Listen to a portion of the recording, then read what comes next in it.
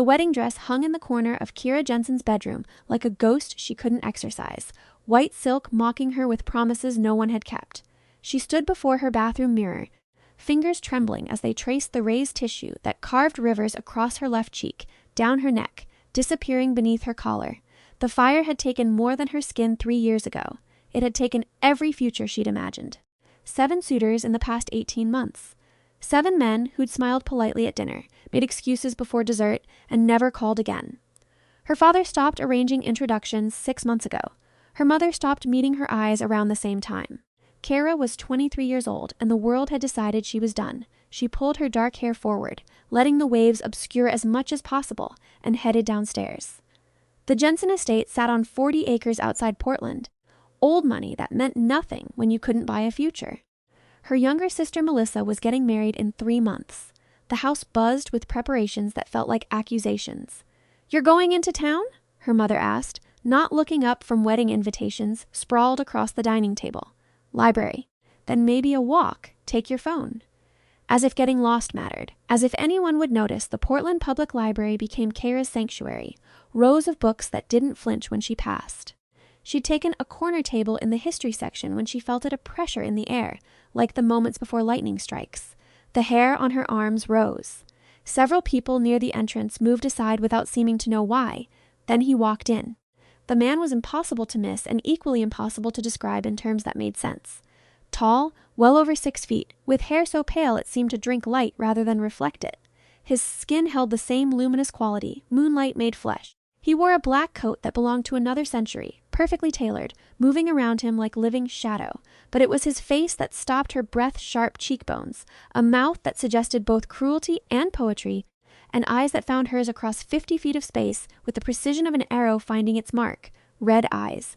Deep crimson like garnets catching firelight. He started walking toward her. Keira's instinct was to run, but her body had frozen. Every rational thought screamed that this wasn't normal, that people didn't look like that, move like that. He crossed the library in absolute silence, and when he reached her table, he stopped. Keira Jensen. His voice was silk over steel. An accent she couldn't place, but that felt old. Ancient. "I have traveled a very long way to find you." Her throat had gone dust dry. "Who are you?" "My name is Qaelith Shadowmere." He tilted his head, studying her with an intensity that should have been offensive, but felt almost reverent. "And you are the woman I have been searching for across 3 continents and 1,000 miles. I think you have the wrong person. I do not." His gaze traced her scars with none of the revision she'd grown accustomed to. Instead, his expression held something like recognition. "These marks. The fire that gave them to you. Tell me what happened." "That's none of your business." "On the contrary." "It is precisely my business." He pulled out the chair across from her and sat with fluid grace. "The fire 3 years ago. The one that destroyed the warehouse on Morrison Street. You were inside." Ice flooded her veins. She'd never spoken publicly about what happened that night. The official report said electrical fire, tragic accident, 1 survivor. They didn't mention what she'd seen in the flames, the shapes that moved wrong, the screams that sounded too pleased. "How do you know about that?" Qaelith leaned forward. "Because it was not an accident, and because the creatures who said it were not human." He paused, letting that sink in. "They were vampires, Miss Jensen. Rogues who had broken our laws, who killed for pleasure rather than necessity. They burned that building trying to destroy evidence of their massacre. They did not know a human girl was sleeping in the office above." Keira laughed, the sound brittle and wrong. "Vampires. You're telling me vampires are real. And that's what scarred me." "I am telling you that vampires are real. I am telling you that I am one." He said it with the same casual certainty someone might use to discuss the weather. "I am also telling you that I am king of the nightborn court, and that the rogues who hurt you were hunted down and executed for their crimes. But none of that is why I am here." "Then why?" His red eyes held hers. "Because 3 years ago, on the night you nearly died, something extraordinary happened. When the flames had you trapped, when your skin was burning and your lungs were failing, you did something that should have been impossible. You called out not with your voice, but with your mind, your soul, your desperate will to survive. And I heard you." Kira's hands had started shaking. She remembered that moment, the unbearable pain, the certainty of death, and then the strange clarity that had washed over her. She'd thought of cold things, night things, safety and darkness. She'd reached out into the black behind her eyelids and screamed for help, and something had answered. "The firefighters saved me," she whispered. The firefighters arrived 17 minutes after the building was engulfed. You should have died in 3. Qaelith's expression softened into something that might have been wonder. But you did not die because I came. I was in New York, in a meeting with the Eastern Lords. When I felt your call like a lance through my chest, I moved faster than I have ever moved. I pulled you from those flames myself, carried you to safety, and disappeared before the humans arrived. I saved your life, Keira Jensen, and in doing so, I felt something I have not felt in my 400 years of existence. What recognition? The word fell between them like a stone into still water. In our world, there is an old magic older than courts or crowns, the bond between souls. We call it the soul thread. It happens perhaps once in a millennium a vampire finds the one consciousness in all the world that resonates perfectly with their own. Human or vampire, it does not matter. When it happens, it is absolute. Keira stood abruptly, her chair scraping loud in the quiet library. This is insane! You're insane! Sit down! It wasn't loud, but the command in his voice made her knees weak. She sat. Qaelith continued, I have spent 3 years searching for you. The fire destroyed most records. The hospital listed you under emergency admission numbers. Your family paid to keep your name out of the press. Finding you required resources I possess only because of my position. But I never stopped looking, because I have never stopped feeling you. In the back of my mind, like a compass needle pointing north, I have felt your presence every moment of every night since that fire. You're telling me we're, what, soulmates? I am telling you that you are mine.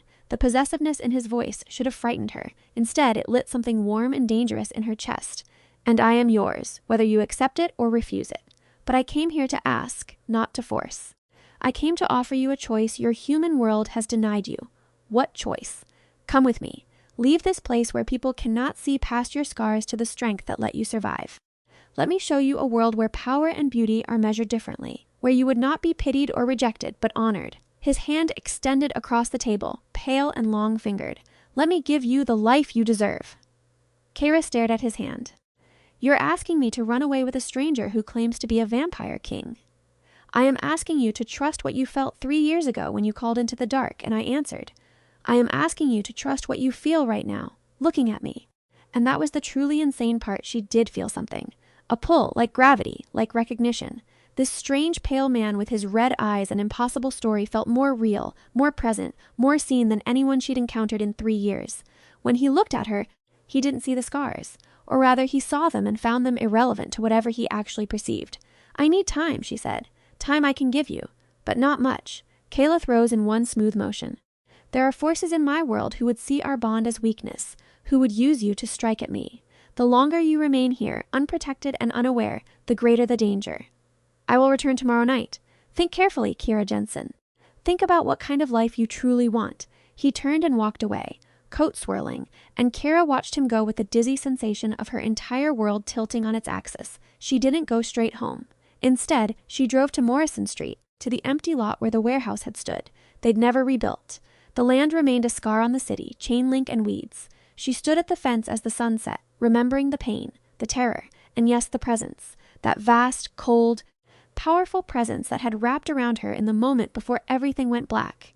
She'd convinced herself it was a dying hallucination. Now a man was telling her it had been real, that he had been real. Her phone buzzed. A text from her mother. Dinner in an hour. Don't be late. Keira looked at the empty lot, then at her phone, then at the darkening sky. Somewhere out there, Qaelith Shadowmere was waiting for her answer. A vampire king who'd traveled 1,000 miles and spent 3 years searching for the woman he believed was his soulmate. Every suitor had fled her scars. This one had crossed an ocean to find them. She went home to dinner, but her mind was already elsewhere.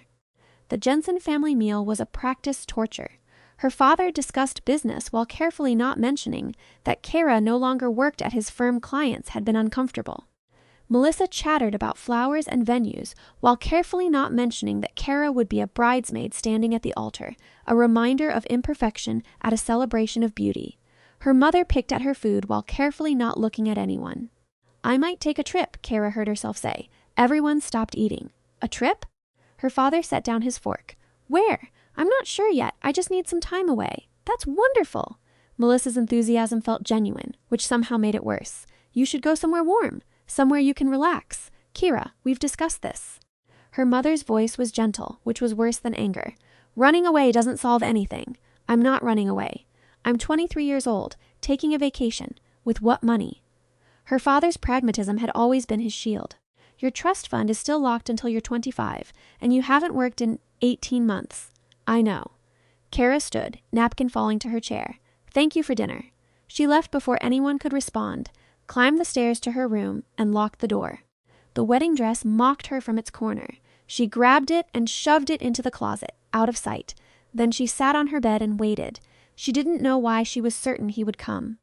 But when midnight approached and her window slid open silently, she wasn't surprised.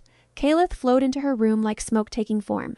In the darkness, he seemed even less human, eyes glowing faint red, skin luminous, movements too fluid for anything with bones. He studied her room with interest, gaze lingering on photos from before the fire.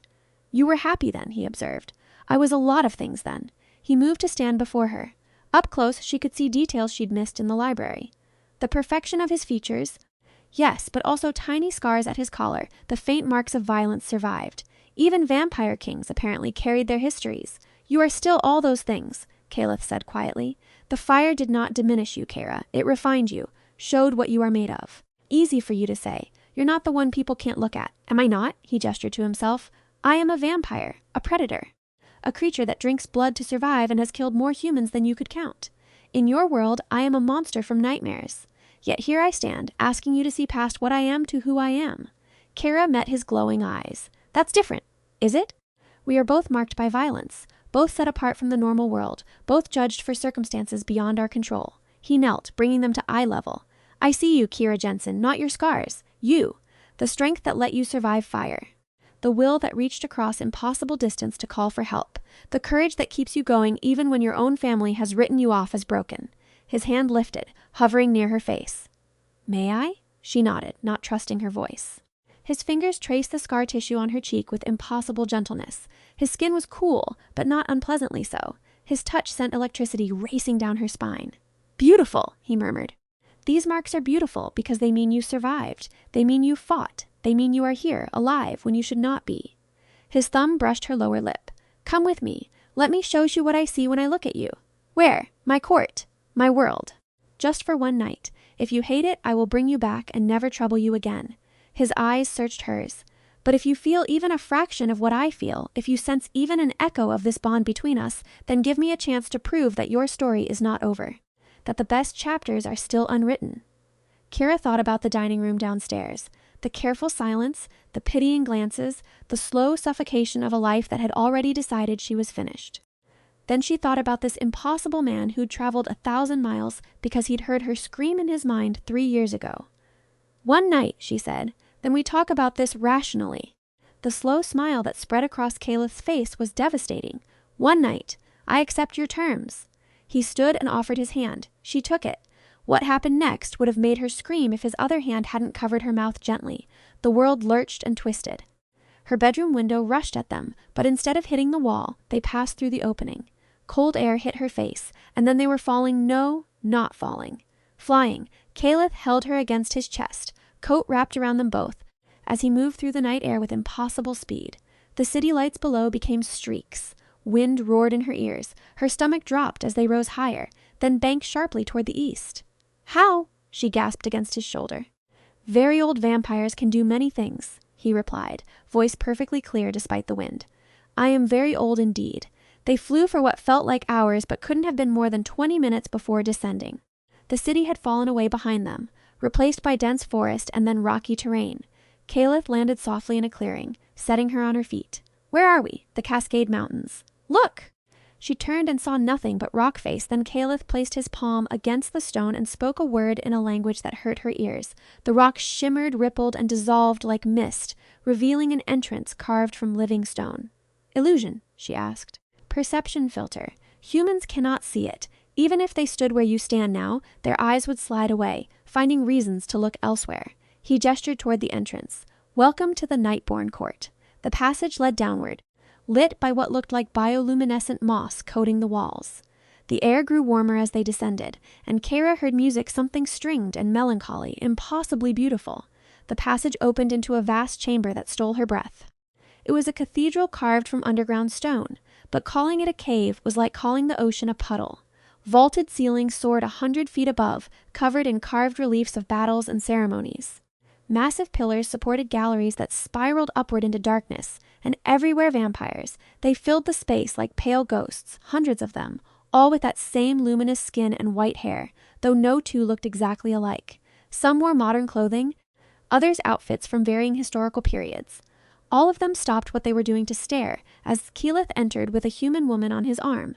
The silence was deafening. "Ignore them," Qaelith murmured. "They are shocked, which is healthy for them."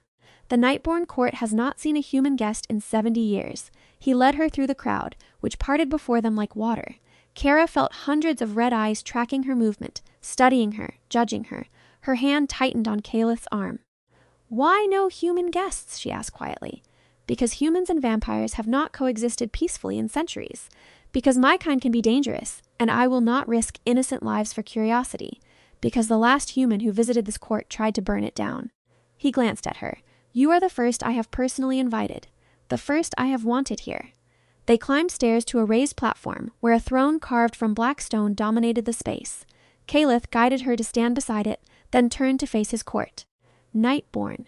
His voice carried without shouting, resonating through the chamber. "I present to you Keira Jensen. She is under my personal protection, bound to me by soul thread, and she will be treated with the respect and honor due to my chosen consort. Any who question this may face me in formal challenge." The silence stretched. Then, as one, the assembled vampires bowed. Keira felt the weight of centuries in that gesture. A woman approached the platform tall, white-haired like the others, but with an edge of violence in how she moved. She wore leather and carried herself like a soldier. "My king!" She inclined her head to Qaelith, then turned sharp eyes on Keira. "Is it true? The soul thread?" "Would I lie about such a thing, Vaelith?" "No, my lord, but it is unprecedented." "A human?" She said it without malice, only genuine confusion. "The soul thread chooses what it chooses," Qaelith said. "I did not seek this. I did not expect it. But I felt her call 3 years ago, and I have felt the pull of her presence every moment since. She is mine, Vaelith, as certain as blood and night." The warrior vampire studied Keira with new interest. "Then she will need protection, training. The other courts will see her as weakness. The other courts will learn not to touch what is mine." The possessiveness in his voice sent shivers through Keira. She should have objected to being discussed like property. Instead, some deep part of her thrilled at the certainty in his claim. Vaelith bowed again. "As you command, my king. Welcome, Keira Jensen. Any who threaten you will find the full strength of the Nightborn at your back." Other vampires approached after that, introducing themselves with varying degrees of curiosity and suspicion. Keira's head spun with names Moraith, Dreven, Solandis, each one sounding like they belonged in ancient poems. They treated her with formal courtesy, but she felt the questions behind their eyes. What made this human special? Why had their king broken centuries of precedent? How long could a mortal woman possibly last in their world? Fair questions. She was asking herself the same things. Qaelith eventually rescued her, leading her away from the main chamber through a series of corridors. They climbed higher into the mountain until he pushed open a heavy door to reveal rooms that made her gasp. The suite was palatial high ceilings, furniture that looked antique and priceless, windows carved from stone that somehow showed the night sky above the mountain. A massive bed dominated one wall, draped in dark fabrics. Books lined every available surface. "Your rooms?" she asked. "Our rooms, if you choose to stay." He moved to a cabinet and poured deep red liquid into 2 glasses. "Wine, only wine. I will never ask you to consume what I consume." She took the glass gratefully and drank. Rich, complex, probably worth more than her car. "This is overwhelming." "I know. I am sorry for the spectacle, but it was necessary. Now that the court has seen you and heard my declaration, you have protection. No vampire in the world will touch you without facing my wrath. Protection from what?" Qaelith set down his glass. "Sit, please. I owe you the full truth." Keira settled onto a couch that probably cost more than her college education. Qaelith sat across from her, elbows on his knees, suddenly looking tired in a way that seemed wrong for someone so powerful. "The vampire world is divided into courts," he began. 5 major bloodlines, each with their own territory, their own laws, their own king or queen. I rule the Nightborn, the oldest bloodline, the strongest in traditional magic, but power is always contested, always challenged. 2 years ago, my cousin Moraith attempted a coup. He failed, and I executed him for treason, but his supporters remain, waiting for any sign of weakness, and they'd see me as weakness. A human consort, they would see you as vulnerability, an easy target. They would try to use you to hurt me. His red eyes met hers. "That is why I need you here, or at least somewhere I can protect you. Your home is not safe. Once word spreads that I have found my soul thread, every enemy I have ever made will look for ways to exploit it. Keira felt cold. You're saying my life is in danger because of you. I am saying your life has been in danger since the moment you called out to me and I answered. The soul thread is not subtle magic. Any vampire with the right knowledge would have felt the resonance when it formed. They have been searching for you, just as I have been. He moved to kneel before her, taking her hands. I am saying I can keep you safe, but only if you let me. Only if you stay where I can reach you. You're asking me to give up my entire life. I am asking you what life you actually have. The words were harsh, but his tone was gentle. Forgive my bluntness, but you were miserable when I found you. Isolated. Rejected. Slowly dying in a house full of people who have already mourned you and moved on. I am not stealing you from a happy existence, Keira. I am offering you an alternative to slow suffocation. She wanted to argue, but the words died in her throat. He was right. God help her. This vampire king she'd met yesterday was absolutely right. What would it mean? She asked quietly. Being your consort? It would mean safety, resources, a place in a society that values different things than your human world. It would mean my protection, my loyalty, my absolute devotion. His thumb stroked over her scarred knuckles. It would also mean danger, politics, learning to navigate a world with different rules. And eventually it would mean a choice. What choice? Whether to remain human or to join us. To accept the turning. He said it carefully, watching her reaction. I would never force it. Some consorts choose to remain mortal, to live their natural span and then pass on. Others choose to be turned, to become vampire, to spend eternity at their partner's side. Both are honored. Both are valid. Keira pulled her hands back, standing, needing distance. She walked to the carved window and stared at the stars. Behind her, Qaelith remained kneeling, giving her space. This is insane, she said to the night sky. 2 days ago, I thought vampires were fiction. Now I'm in an underground court, being told I'm soulbound to a 400-year-old king. Yes! You understand how that sounds? I do. She turned to look at him. Why me? I'm nobody. I'm just a scarred woman from Portland who couldn't keep a suitor through desert. What could I possibly offer a vampire king? Qaelith rose to his feet, and the movement was predatory grace. He crossed the space between them in 3 strides, and suddenly he was right there, towering over her, eyes burning. You offer me yourself, he said, voice low and intense. You offer me the only consciousness in this entire world that resonates with mine. Do you think I chose this? Do you think I spent 4 centuries alone because I enjoyed it? I have been king since before your great-grandmother was born.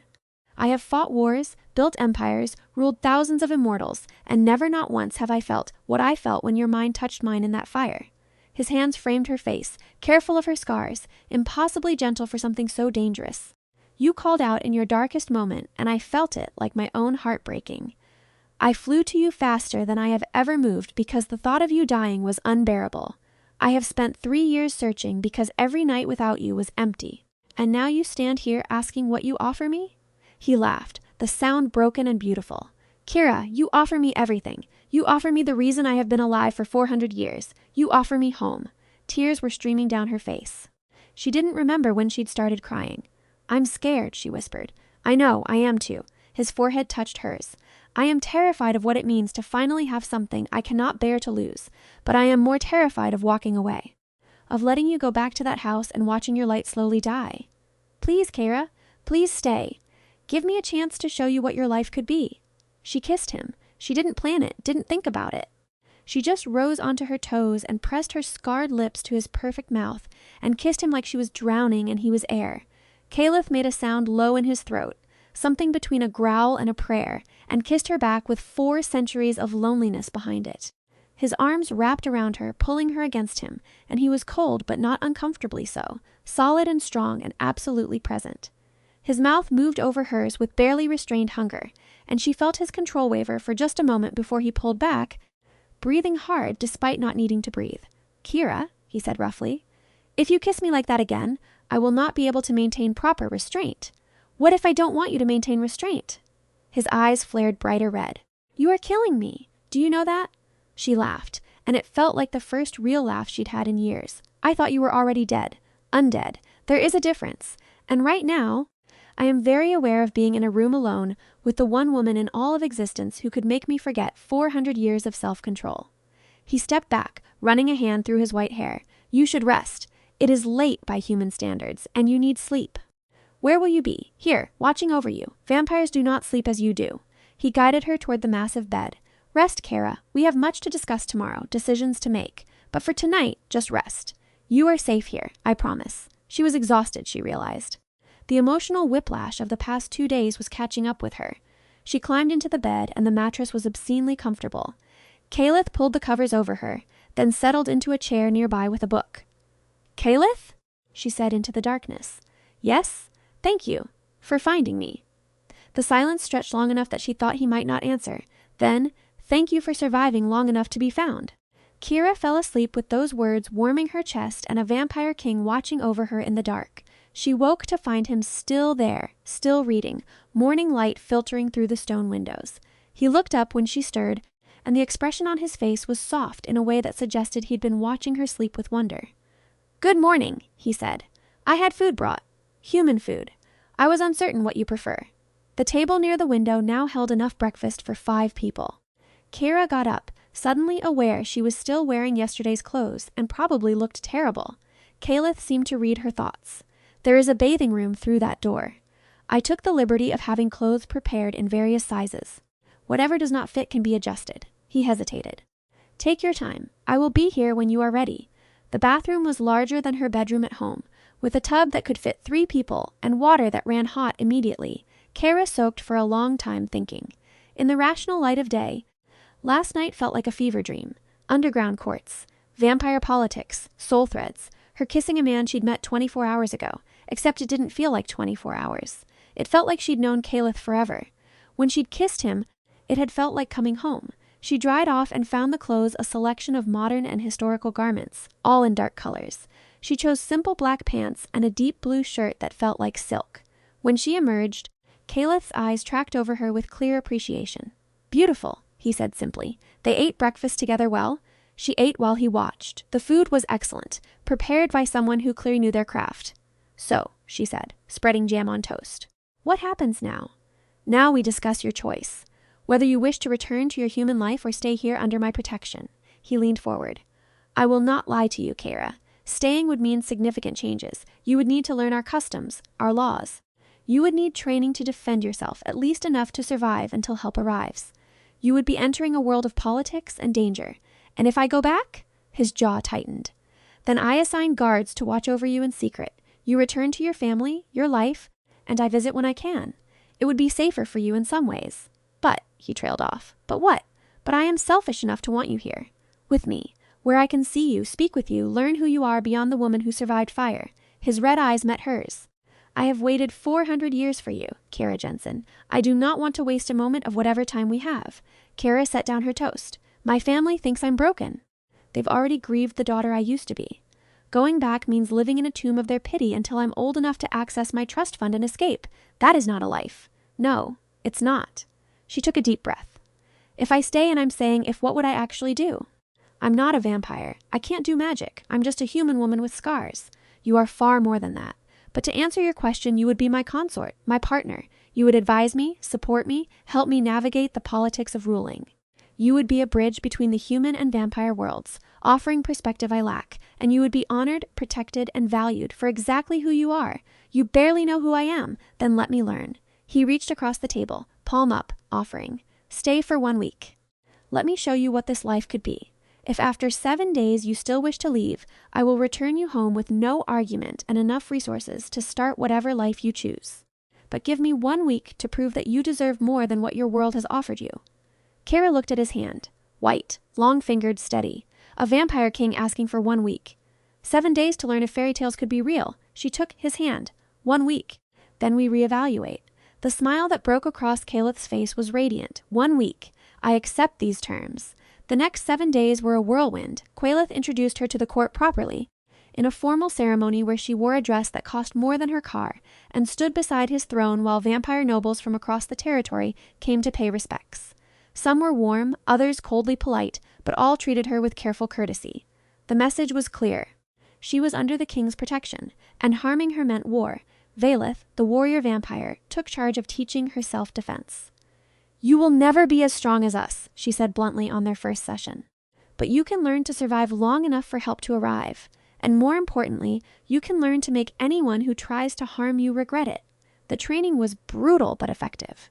Keira learned where vampires were vulnerable, how to move to maximize her limited strength, how to use weapons designed to hurt immortals. She went to bed bruised and exhausted every night. Qaelith was always there when she returned, ready with food, conversation, and gentle hands that soothed her aching muscles. They talked for hours about his long life, the wars he'd fought, the world he'd watched change. About her brief life, her dreams before the fire, her fears after.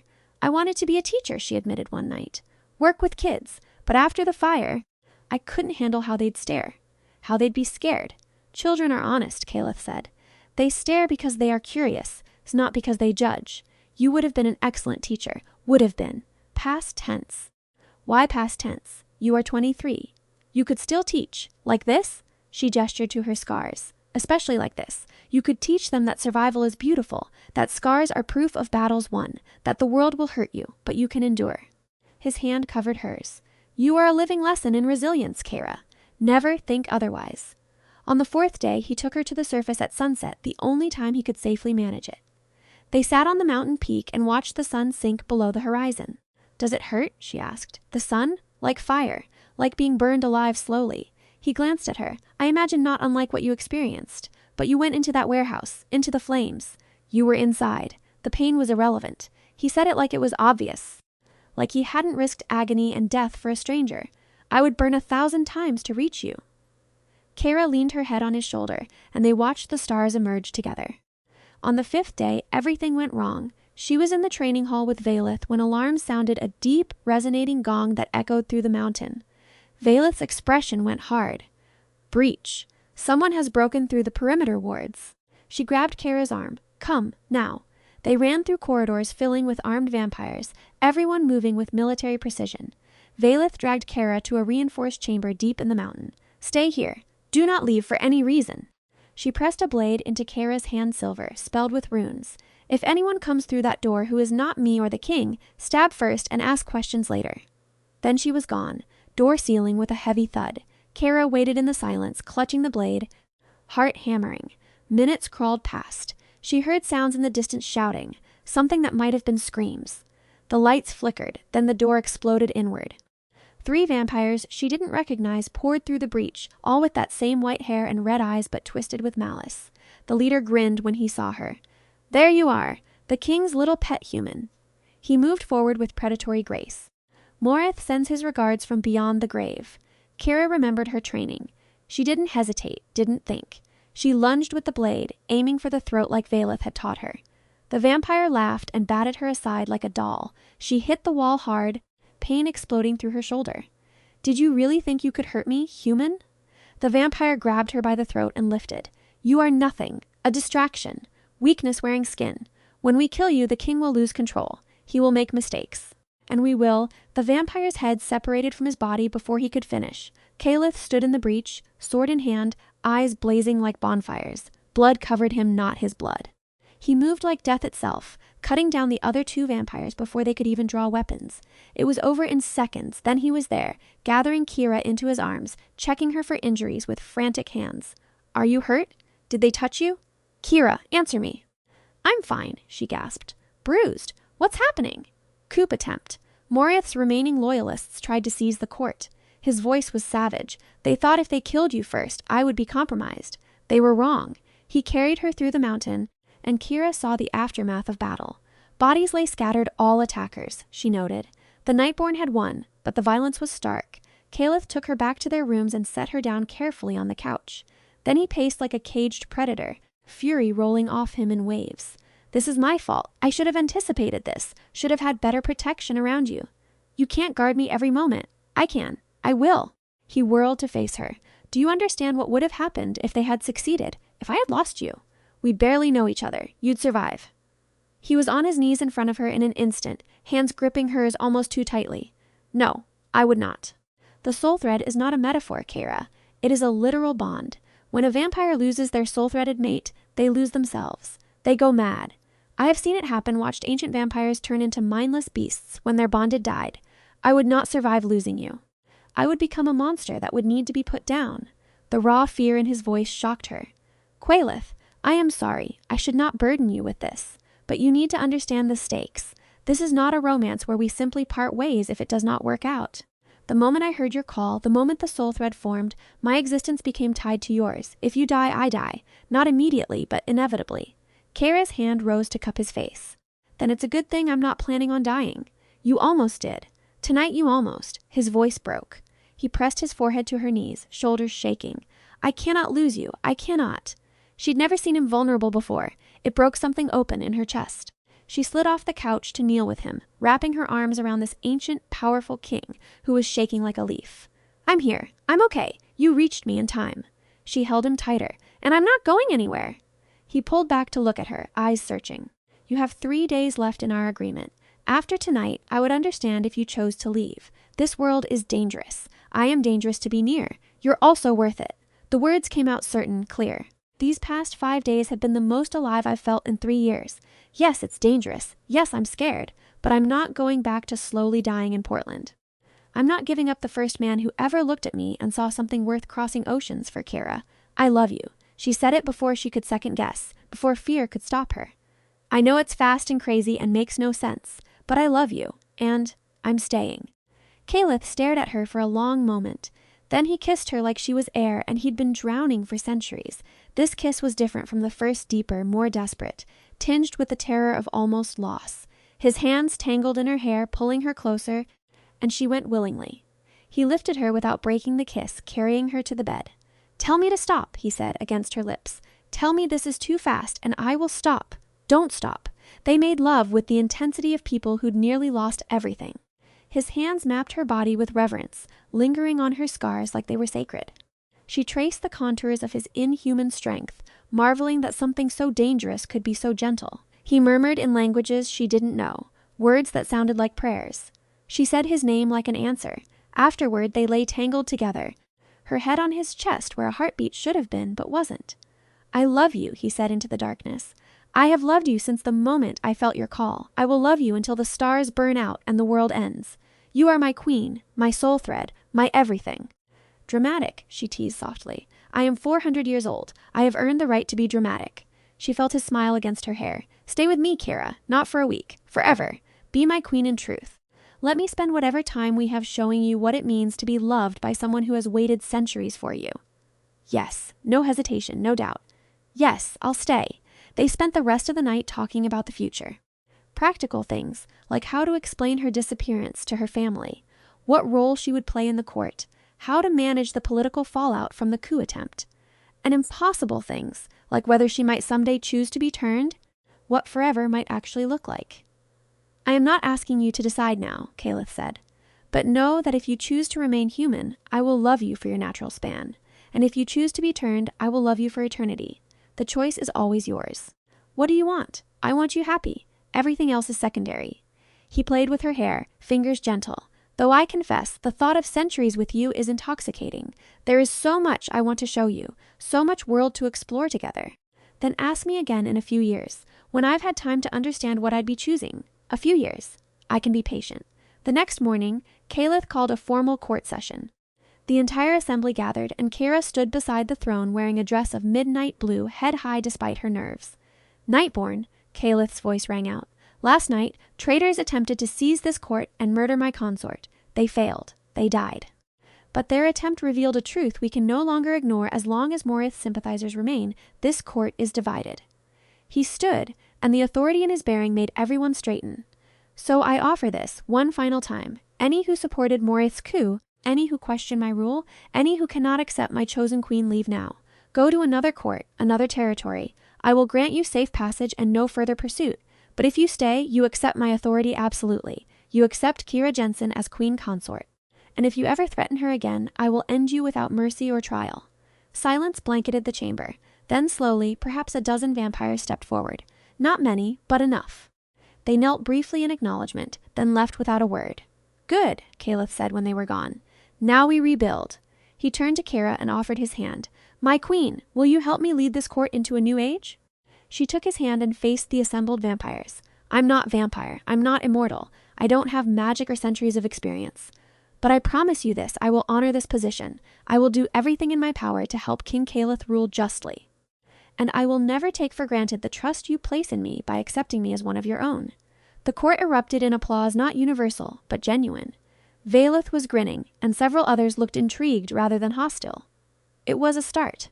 The formal acceptance ceremony took place 3 days later. Keira wore a gown that belonged in museums, black silk embroidered with silver thread that caught light like captured stars. Qaelith wore full regalia armor like formal wear that made him look every inch the warrior king he was. They stood before the assembled court as an ancient vampire called Seranus apparently. The court's historian and ritual keeper performed the bonding ceremony. It involved blood, which Keira had expected. Qaelith pricked his finger and then hers, pressing them together. Blood to blood, life to life, soul to soul, Seranus intoned. Let the soul thread be witnessed and acknowledged. Let this bond be honored by all. Keira Jensen, you are accepted into the Nightborn as Queen Consort, protector of the realm, voice of the king. Do you accept this responsibility? I do. Qaelith Shadowmere, you are acknowledged as King Eternal, protector of the Nightborn, keeper of ancient law. Do you accept this woman as your bonded mate, your equal in all things, your partner in rule? I do, and I have, since the moment I heard her call. Then let it be witnessed. The king has claimed his queen. The soul thread is complete. The court exploded in celebration. Music filled the chamber, that same haunting melody Keira had heard on her first night, but triumphant now. Vampires danced with inhuman grace, and wine flowed like water. Qaelith pulled Keira into a dance, moving them through the crowd with effortless skill.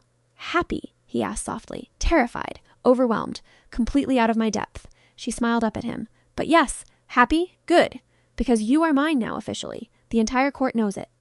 The other courts will know it by morning. There is no going back. I don't want to go back.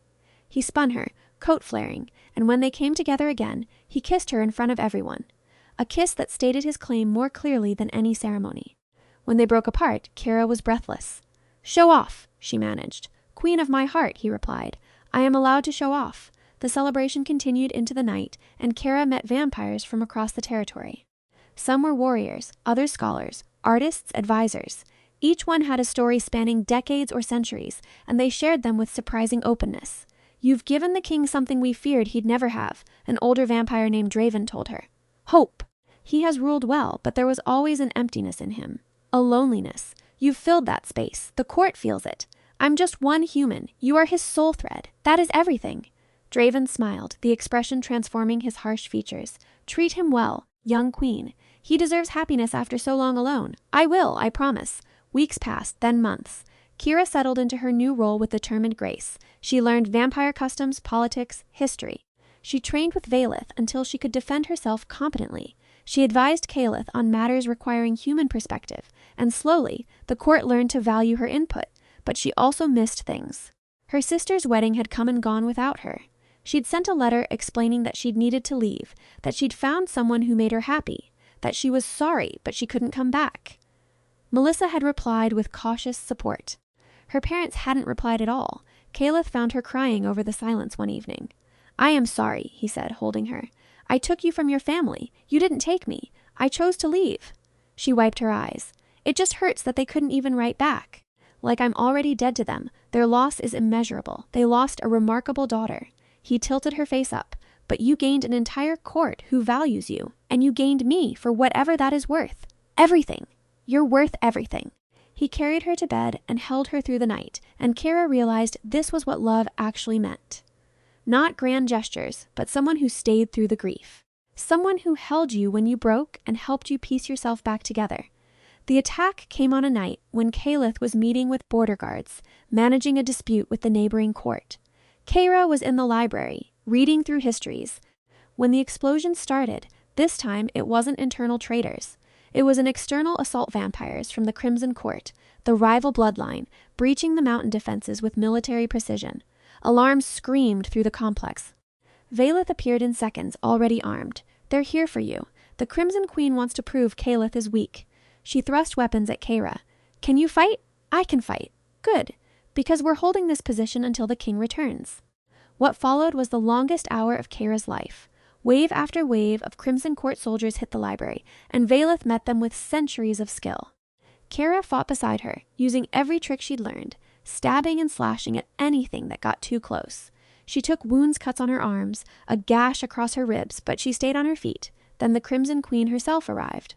She was beautiful in the way ancient predators are beautiful, all sharp edges and cold perfection. Her white hair was long, her red eyes filled with malice. So this is the human who has the nightborn king wrapped around her finger. She studied Keira like an interesting insect. I expected more! Sorry to disappoint! Keira gasped, bleeding and exhausted. Oh, you haven't disappointed. You've proven my point exactly. The Crimson Queen moved forward, and Qaelith tried to intercept. She was thrown aside like paper. A human queen. It's an insult to our kind. It makes Qaelith look weak, sentimental. And now I'll remove you, and he'll crumble. She grabbed Keira by the throat, lifting her off the ground. Keira stabbed at her, but the blade skittered off some kind of magical armor. Any last words? Yes, Keira choked out. You should have killed me faster, because she felt it, that vast, cold, powerful presence she'd felt once before in the fire. The soul thread pulled tight, and Qaelith's rage flooded through her like ice water. The Crimson Queen felt it too. Her eyes widened just before Qaelith materialized behind her, moving faster than thought. His hand punched through her back and emerged from her chest, gripping her heart. You touched my queen, he said, voice colder than death. You die now. He tore the heart free, and the Crimson Queen crumbled to ash. The remaining attackers fled. The battle was over. Qaelith caught Keira as she collapsed, cradling her against his chest. Stay with me. Stay with me. You are not allowed to die. Not planning on it, she managed. But I'm really tired of people trying to kill me. I will make them stop. I will end every threat. He saw the blood, and his eyes went wild. You are injured. Where? How badly? I'll live. I've survived worse. He carried her to their rooms, and a healer was summoned, a vampire named Lyris, who specialized in human physiology. She cleaned and stitched Keira's wounds with brisk efficiency. You are lucky, Lyris said. These are shallow. You will scar, but you will heal. What's a few more scars? Keira tried to joke. Qaelith was pacing like a caged animal. When Lyris finally left, he exploded. This cannot continue. Every enemy I have made in 4 centuries will target you, will try to use you against me. You will spend your life fighting off assassination attempts until one succeeds, so we fight them off. Together, you could die, Keira. Tonight. He couldn't finish. I cannot lose you. I will not survive it. Then we make sure I don't die. She pushed herself upright, ignoring the pain, or we consider the alternative. He went still.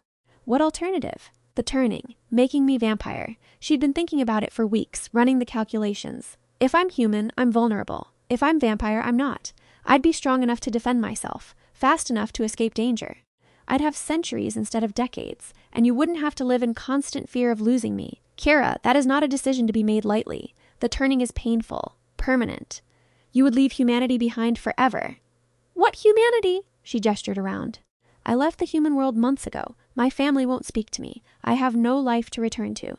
But here, I have you. I have a purpose. I have people who value me. If becoming vampire means I get to keep that forever, then I want it.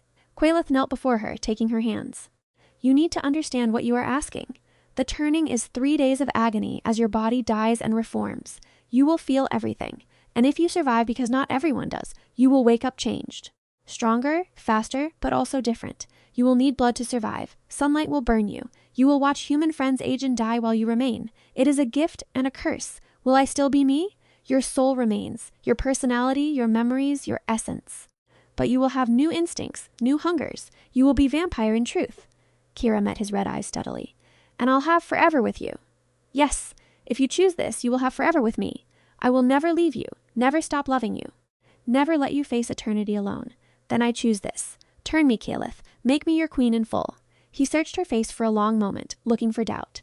Finding none, he nodded slowly. Then we will do this properly, with ceremony and preparation. In 3 days, when you have healed and had time to reconsider. I won't reconsider, I know, but I need you to be certain. He pressed his forehead to hers. I need you to choose this without fear or pain clouding your judgment. The next 3 days were a blur of preparation. Keira learned what the turning would entail: the ritual, the pain, the recovery.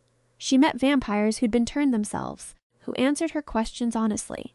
Some said it was the best choice they'd made. Others admitted it was harder than they'd expected.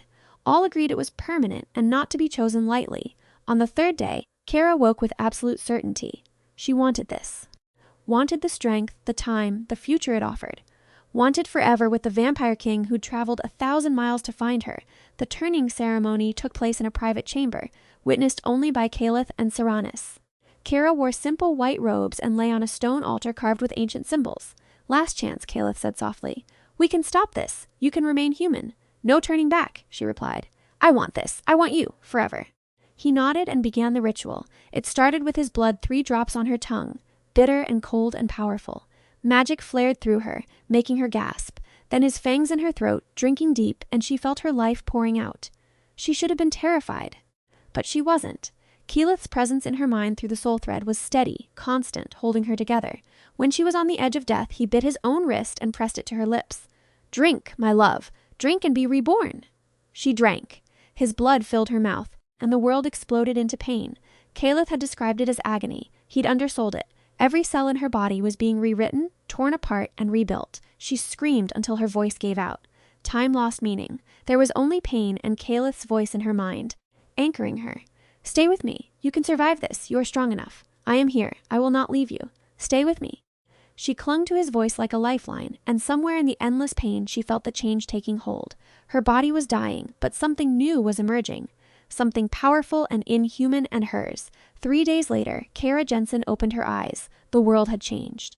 Everything was sharper, clearer, more vibrant. She could hear heartbeats in the distant parts of the mountain, smell blood and stone and magic. She felt strong, like she could tear apart steel with her bare hands, and she felt hunger. Qaelith was there immediately. Wrist already bleeding, offering. "Drink, you need to feed." She hesitated. "Will I hurt you? You could not hurt me if you tried. Drink, my queen." She did, and his blood was power and pleasure and home. When she pulled back, her eyes met his, and she knew they were red now, like his. "How do you feel?" he asked. "Different. Stronger, hungry." She looked at her hand, still hers, but paler now, perfect. "My scars. They're gone." Because they were. The turning had healed all old wounds, leaving her skin flawless and white. She touched her face, feeling smooth skin where textured tissue had been for 3 years. "Do you mourn them?" Qaelith asked carefully. Keira thought about it. "No, they were proof I survived, but now I've survived something else. I'm proof of a different kind of strength." She stood, testing her new body, and the world moved differently now. She was faster, stronger, more graceful. She felt invincible. Qaelith pulled her into his arms. "Welcome to eternity, my love. Welcome to forever." They held each other as she adjusted to her new existence, and Keira realized this was what happy endings actually looked like. Not perfect, not easy, but real. She'd gone from being a scarred woman everyone pitied to being a vampire queen with centuries ahead of her, and she'd done it for love. For the man the vampire who'd heard her scream in the dark and traveled 1,000 miles to find her. The court celebrated her turning with 3 nights of revelry. Keira was presented officially as vampire queen, no longer just consort, but true immortal royalty. She danced with Qaelith under light that didn't hurt her anymore, drank wine and blood without shame, and felt the court's genuine acceptance. "You are one of us now," Qaelith said, grinning, "and that means I can train you properly. No more holding back because you are fragile. I was never fragile. No, you were not, but now you are dangerous. There is a difference." Keira learned what that meant over the following months. She trained until she could fight with vampire speed and strength. She learned to use her enhanced senses, to hunt, to control her hunger. She learned the full extent of vampire magic, the illusions, the compulsions, the way they could move through shadow, and she learned to rule. Because she was queen now, not just in title, but in truth. She sat beside Qaelith as they heard petitions, made decisions, navigated the complex politics of the vampire courts. She was fair, thoughtful, and occasionally ruthless when needed. The nightborn learned to respect her judgment. Word spread to the other courts about the human who'd been turned, who'd become vampire royalty. Some sent ambassadors with congratulations. Others sent threats, which Qaelith and Keira dealt with together. They became a united front, 2 halves of one whole, and their bond through the soul thread only grew stronger. A year after her turning, Keira stood on the mountain peak at sunset, watching the last rays of sun sink below the horizon. She didn't burn anymore. The ancient vampire magic that sustained her made her more resilient than newly turned vampires typically were. A gift from the soul thread, Seranus had explained. She was bound to a king, and that bond made her stronger. Qaelith joined her, wrapping his arms around her from behind. "What are you thinking? That a year ago, I was a scarred woman hiding in a library, convinced my life was over, and now I'm here, immortal." "Queen, happy eye regrets?" She turned in his arms. "You gave me everything, a future, purpose, yourself. You gave me the same." He kissed her softly. 400 years I waited, worth every moment to find you. Dramatic, she teased, but her voice was thick with emotion. "I am a vampire king. It is my prerogative to be dramatic." They stood together as stars emerged, 2 immortals with eternity ahead of them. Behind them the mountain held their court, their people, their home. Before them stretched forever. "Thank you," Keira said quietly, "for not giving up, for traveling those 1,000 miles, for finding me when everyone else had given up on me. I would travel 1,000,000 miles, cross 1,000 lifetimes, because you are my soul thread, my queen, my love."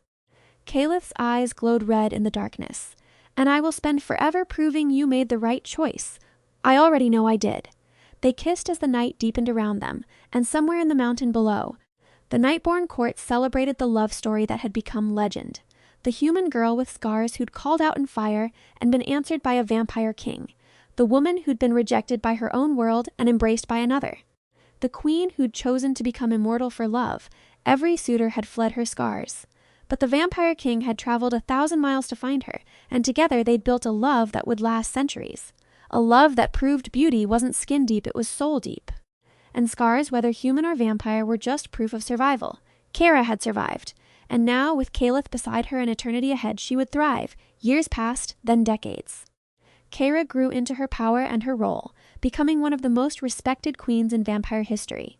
She built bridges between the human and vampire worlds, creating alliances that had seemed impossible.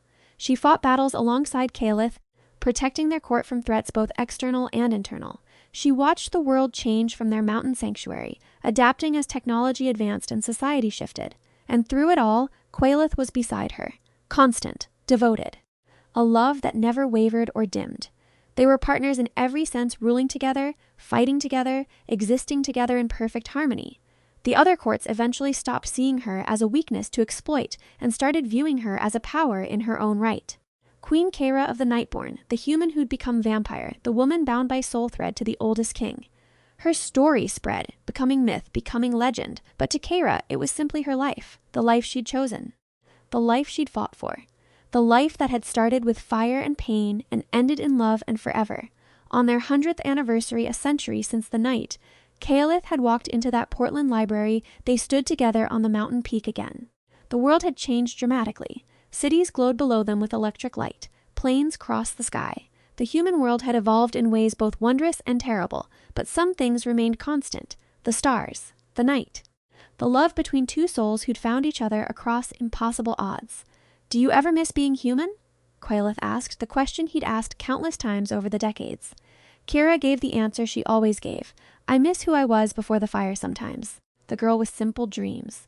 "But I don't miss the life I left behind. That life was dying slowly. This life, our life, is everything. 100 years, he marveled. The first of many centuries together. The best centuries." She leaned into him.